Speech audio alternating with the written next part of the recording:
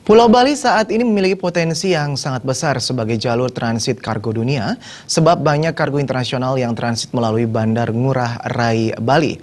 Oleh karena itu, potensi pengadaan kargo di Bali sangat penting agar Bali dapat turut berperan dalam mengambil peluang ini di pasar dunia. Kepala Otoritas Bandara Herson saat ditemui di Badung mengatakan saat ini transit kargo atau barang di Bandara Ngurah Rai kapasitasnya masih terbatas. Namun demikian pihaknya berharap Bali nantinya dapat memiliki fasilitas transit barang atau kargo yang memadai dari satu negara menuju ke negara lainnya. Bahkan menurut informasi yang disampaikan, jumlah transit kargo melalui Singapura mulai berkurang. Hal itu dikarenakan banyak kargo yang transit melalui Bandara Ngurah Rai. Oleh karena itu, Bali harus mampu menyiapkan dan merebut peluang sebagai jalur transit kargo dan turut berkancah di pasar dunia. Sementara ini kan kapasitasnya Pak, kapasitasnya kan terbatas, iya. Nah sekarang kita bagaimana untuk menyikapi transit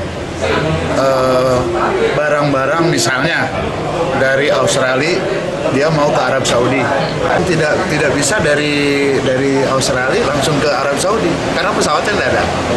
Dia kan harus transit, mana yang lebih banyak? Yang lebih banyak kan Bali. Nah dari Bali ini tentunya harus menyiapkan sebagai transit dari barang-barang internasional.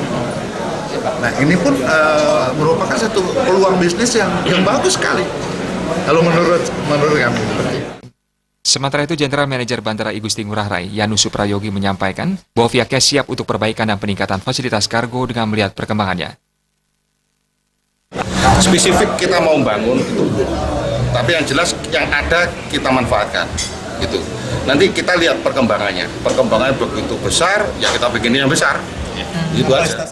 Selain rencana kargo, Yanus menegaskan dalam waktu dekat pihaknya juga akan melakukan perluasan apron, menyambut ajang IMF dan pertemuan Bank Dunia di Bali. Terlebih Bandara I Gusti Ngurah Rai Bali saat ini telah menyandang predikat bandara terbaik ketiga dunia. Indra Wijaya.